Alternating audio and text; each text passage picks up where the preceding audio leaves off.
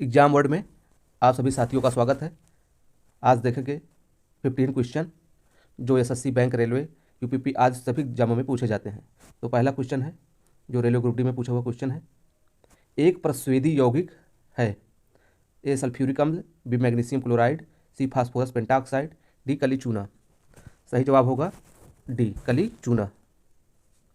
कली चूना एक प्रस्वेदी यौगिक है जिसे सोडियम हाइड्रोक्साइड कहा जाता है। सोडियम हाइड्रोक्साइड का अणुसूत्र क्या है? NaOH। प्रस्वेदी कहते किसे हैं? प्रस्वेदी वह पदार्थ है जो हवा में जो आर्द्रता होती है और कार्बन डाइऑक्साइड CO2 इसको सोख लेता है, इसे ही प्रस्वेदी यौगिक कहते हैं। इसके और भी नाम है, कास्टिक सोडा, धावन सोडा आदि। इसका प्रयोग कहाँ पर होता है? पेट्रोलियम को शुद्ध करने में, साबुन बनाने में, कागज़ सूती कपड़ों को चमक पैदा करने में, कृत्रिम रेशम के निर्माण में। तो आइए दूसरा क्वेश्चन देखते हैं। क्वेश्चन नंबर 2 है, बॉम्बे स्टॉक एक्सचेंज BSE किस वर्ष स्थापित किया गया था? Option A 1960, option B 1920, option C 1875, option D 1947। सही जवाब 1875। बॉम्बे स्टॉक एक्सचेंज की स्थापना कब हुई? 1875 में। यह एशिया का सबसे पुराना स्टॉक एक्सचेंज है, लेकिन इसका सन 2002 में इसका नाम बदल दिया गया। इसका नाम बदल के क्या रख दिया गया? Stock exchange Mumbai. इसका पहले क्या नाम था? Stock exchange Mumbai. इसका नाम बदल क्या रख दिया गया? Bombay stock exchange. Stock exchange Mumbai ये पुराना नाम था, बॉम्बे स्टॉक एक्सचेंज ये नया नाम रखा गया। यह एशिया का सबसे पुराना शेयर बाजार है। और विश्व का सबसे बड़ा शेयर बाजार कौन सा है? न्यूयॉर्क शेयर बाजार। न्यूयॉर्क शेयर बाजार को वॉल स्ट्रीट कहा जाता है। BSE के शेयर बाजार को दलाल स्ट्रीट कहा जाता है। न्यूयॉर्क शेयर स्ट्रीट को क्या कहा जाता है? Wall street. और BSE को, बॉम्बे स्टॉक एक्सचेंज को दलाल स्ट्रीट कहा जाता है। क्वेश्चन नंबर 3 देखेंगे अब। क्वेश्चन नंबर 3 है, 3 बार पाली उमरीगर पुरस्कार प्राप्त करने वाले पहले भारतीय क्रिकेटर कौन है? तो इसका सही जवाब होगा ऑप्शन बी, विराट कोहली। यह भारत के पहले व्यक्ति है जिसे 3 बार पाली उमरीगर पुरस्कार प्राप्त हुआ। अब अगला क्वेश्चन देखेंगे। क्वेश्चन नंबर 4 प्रश्न है, परमाणु के भीतर न्यूट्रॉन तथा प्रोटॉन पर आरोपित बल कहलाता है। ऑप्शन ए ज्वारीय बल, ऑप्शन बी विद्युत स्थैतिक बल, ऑप्शन सी गुरुत्वाकर्षण बल, ऑप्शन डी नाभिकीय बल। इसका सही जवाब होगा ऑप्शन डी, नाभिकीय बल। नाभिकीय बल किसे कहते हैं पहले ये देखेंगे। परमाणु के भीतर न्यूट्रॉन तथा प्रोटॉन पर आरोपित बल जो होता है वही नाभिकीय बल होता है। वह नाभिकीय प्रक्रिया जिसमें कोई एक भारी नाभिक 2 भागों में टूटता है उसे नाभिकीय विखंडन कहते हैं। विखंडन के दौरान उत्पन्न ऊर्जा को, जब दोनों में विखंडन, एटम में विखंडन होता है, उससे जो ऊर्जा प्राप्त होती है उसे नाभिकीय ऊर्जा कहते हैं। जब यूरेनियम पर न्यूट्रॉनों की बमबारी की जाती है तो एक यूरेनियम नाभिक के विखंडन पर बहुत अधिक ऊर्जा और 3 नए न्यूट्रॉन उत्सर्जित होते हैं। ये उत्सर्जित न्यूट्रॉन यूरेनियम के अन्य नाभिकों के विखंडित करते हैं। तो आइए अगला क्वेश्चन देखते हैं। क्वेश्चन नंबर 4 प्रश्न कह रहा है, कौन सा ऊतक पौधों को कठोर और दृढ़ बनाता है? Option A xylem, B collenchyma, C sclerenchyma, D parenchyma. इसका सही जवाब होगा ऑप्शन सी, स्क्लेरेनकाइमा। स्क्लेरेनकाइमा ऊतक पौधों का कठोर और दृढ़ बनाता है। स्क्लेरेनकाइमा ऊतक की भित्तियाँ इतनी मोटी होती हैं कि कोशिका के भीतर कोई आंतरिक स्थान बचता ही नहीं है। ये ऊतक पौधों के बाह्य परतों को रक्षात्मक ऊतक, क्या रक्षात्मक ऊतक के रूप में कार्य करता है। नारियल के बाहरी रेशेदार छिलके दृढ़ ऊतक, ये जो नारियल होता है इसका बाहरी छिलका किसका बना होता है? स्क्लेरेनकाइमा। जाइलम ऊतक को चालक ऊतक भी कहते हैं। जाइलम और फ्लोएम मिलकर संवहन बंडल का निर्माण करते हैं। एक और यहाँ से प्रश्न बनता है, जाइलम का कार्य क्या होता है? सभी भागों तक जल का निर्वाह करना, पहुँचाना। और फ्लोएम का काम भोजन को एक स्थान से दूसरे स्थान तक पहुँचाना। तो आइए अगला प्रश्न देखते हैं। प्रश्न है, चंद्रमा पर किसी वस्तु का भार पृथ्वी पर उस वस्तु के भार का कितना होता है? ए 1/6, बी 1/2, सी 1/5, डी बराबर। इसका सही जवाब क्या होगा? Option A 1/6। चंद्रमा पर किसी वस्तु का भार पृथ्वी पर उस वस्तु के भार का 1/6 होता है। चंद्रमा के जी का मान पृथ्वी के जी मान का 1/6 गुणा है। पृथ्वी पर भारहीनता नहीं है। तो आइए अब अगला प्रश्न देखते हैं।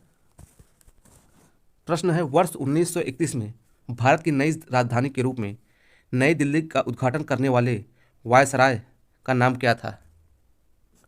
Option A Lord Wellesley, option B Lord Curzon, option D Lord Irwin, option D Lord Cornwallis. सही जवाब होगा ऑप्शन सी, लॉर्ड इरविन। वर्ष 1931 में भारत की नई राजधानी के रूप में नई दिल्ली का उद्घाटन करने वाले वायसराय लॉर्ड इरविन थे। दिल्ली राजधानी तोमरों द्वारा बनाया गया था। किसके द्वारा? तोमरों। शाहजहां ने 1938 में दिल्ली को राजधानी बनाया। 12 दिसंबर 1911 को दिल्ली राजधानी बनाने की घोषणा कलकत्ता स्थान पर की गई, सन 1911 में। 1912 में दिल्ली को भारत की राजधानी बनाया गया, 1912 में राजधानी बनाई गई। यहीं से क्वेश्चन पूछता है, कब बनाई गई? 1912 में। एक क्वेश्चन और बनेगा, 1931 ईस्वी में दिल्ली के स्थान पर नई दिल्ली को राजधानी बनाया गया। पहले 1912 में क्या था? दिल्ली। 1931 में नई दिल्ली। अगला प्रश्न देखेंगे। प्रश्न है, 1939 में सुभाष चंद्र बोस द्वारा शुरू की गई पार्टी का नाम क्या था? ऑप्शन ए भारतीय सोशलिस्ट पार्टी, बी आज़ाद बंगाल फौज, सी भारतीय communist party, D all India forward block. इसका सही जवाब होगा डी,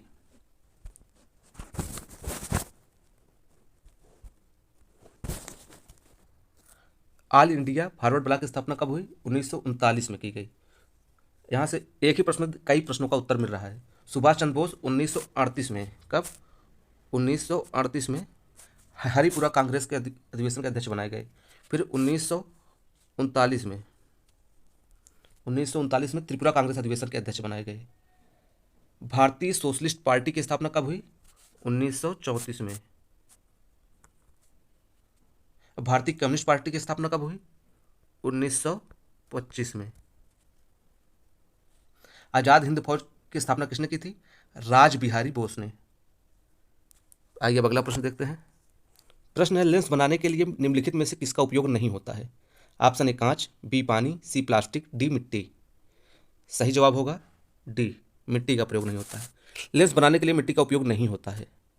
समांतर दो गोली पृष्ठों से घिरे हुए अपवर्तक माध्यम को लेंस कहा जाता है। कुछ लेंस एक पृष्ठ समतल भी होता है। लेंसों के नामकरण उनके बाहरी सतह के स्वरूप के आधार पर होता है। लेंस कितने प्रकार के होते हैं? लेंस 6 प्रकार के होते हैं। पहला उभयोत्तल,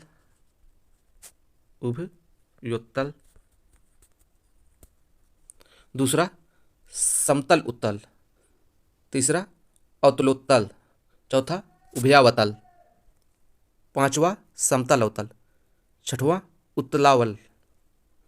आइए अब अगला प्रश्न देखते हैं। प्रश्न है, राज्यसभा सदस्यों का कार्यकाल कितना होता है? ए 4 वर्ष, बी 6 वर्ष, सी 7 वर्ष, डी 2 वर्ष। सही जवाब बी 6 वर्ष। राज्यसभा सदस्यों का कार्यकाल 6 वर्ष का होता है। इसका उल्लेख किस अनुच्छेद में है राज्यसभा का? अनुच्छेद 80 के अंतर्गत किया गया है। राज्यसभा एक अस्थायी सदन है। राज्यसभा सदस्य का न्यूनतम आयु कितनी होनी चाहिए? 30 वर्ष। प्रत्येक वर्ष इसमें 1/3 सदस्य नए चुन लिए जाते हैं। विधान परिषद के सदस्यों का कार्यकाल 6 वर्ष होता है। जैसे देश में लोकसभा राज्यसभा, वैसे राज्य में विधानसभा और विधान परिषद। विधान परिषद में कितने होते हैं? 6 वर्ष। विधान परिषद में न्यूनतम आयु कितनी होती है? 30 वर्ष। अगला प्रश्न है, किसी परमाणु का उप परमाणु कण नहीं है? ए इलेक्ट्रॉन, बी प्रोटॉन, सी न्यूट्रॉन, डी जिनॉन। सही जवाब डी जिनॉन। किसी परमाणु कण कौन सा नहीं? जिनॉन। जिनॉन सर्वाधिक यौगिक अक्रिय गैस है। जिनॉन कैसा गैस है? अक्रिय गैस है। ये इलेक्ट्रॉन, प्रोटॉन, न्यूट्रॉन का ये मूल कण है। इलेक्ट्रॉन की खोज किसने की थी? थॉमसन ने।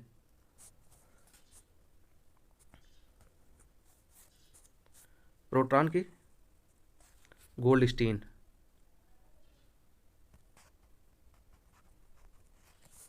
न्यूट्रॉन की चैडविक ने की थी।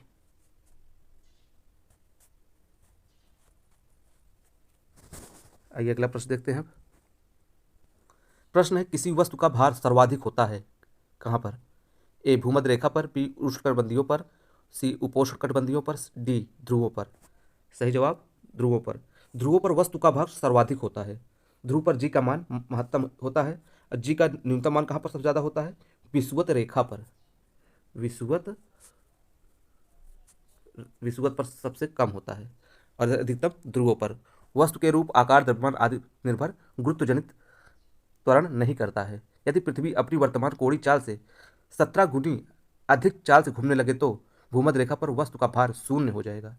द्रव्यमान किसी वस्तु का स्थिर रहता है, भार में स्थान परिवर्तन के अंतर आ सकते हैं। तो अगला प्रश्न देखेंगे। प्रश्न है, मधुमक्खी के डंक का इलाज करने के लिए कौन से घोल का उपयोग किया जाता है? ए नींबू का रस, बी दूध, सी सिरका, डी बेकिंग सोडा। सही जवाब डी बेकिंग सोडा। मधुमक्खी के डंक का इलाज करने के लिए बेकिंग सोडा के घोल का उपयोग किया जाता है। और मधुमक्खी के अध्ययन को क्या कहते हैं? एपीकल्चर। मधुमक्खी के अध्ययन को एपीकल्चर कहते हैं। खाने के सोडा का रासायनिक नाम क्या है? Sodium bicarbonate. इसका सूत्र होता है NaHCO3। इसका उपयोग अग्निशामक यंत्रों में, बेकरी उद्योगों में किया जाता है। धामन सोडा का रासायनिक नाम सोडियम कार्बोनेट होता है। इसका फार्मूला क्या होता है? Na2CO3। ये धामन सोडा का है, सोडियम कार्बोनेट का, और ये सोडियम बाइकार्बोनेट का है। नींबू के रस में साइट्रिक अम्ल पाया जाता है। नींबू के रस में क्या पाया जाता है? साइट्रिक अम्ल पाया जाता है। दूध में लैक्टिक एसिड पाया जाता है। प्रश्न है, सप्तवर्षीय युद्ध किन देशों के बीच लड़ा गया था? ए इंग्लैंड और जर्मनी, बी जर्मनी और फ्रांस, सी इंग्लैंड और इटली, डी इंग्लैंड और फ्रांस। सही जवाब इसका होगा इंग्लैंड और फ्रांस के बीच। सप्तवर्षीय युद्ध इंग्लैंड और फ्रांस के बीच लड़ा गया था। कब लड़ा गया था? 1756 से 1763 तक। यह तृतीय कर्नाटक युद्ध का तत्कालीन कारण का प्रभाव था। ये भारत में फ्रांस और अंग्रेज जर्मनी एक दूसरे से लड़ने लगे। 22 जनवरी 1760 को सर आयरकूट और काउंट डी लाली के बीच बाड़ीवासा का युद्ध हुआ, जिसमें लाली का भारी पराजय हुआ। इससे भारत में फ्रांसीसी कंपनी का भारत में राज स्थापित करने का स्वप्न समाप्त हो गया। सप्तवर्षीय युद्ध 1756 से 63 तक समापन पेरिस की संधि द्वारा 1763 में हुआ। अगला प्रश्न देखते हैं, सत्यव्रत कादियान निम्न में से किस खेल से संबंधित थे? ए फुटबॉल, बी हॉकी, सी कुश्ती, डी कबड्डी। सही जवाब सी कुश्ती से। ये थे 115 क्वेश्चन, जो सारे के सारे क्वेश्चन रेलवे ग्रुप डी में पूछे हुए क्वेश्चन हैं।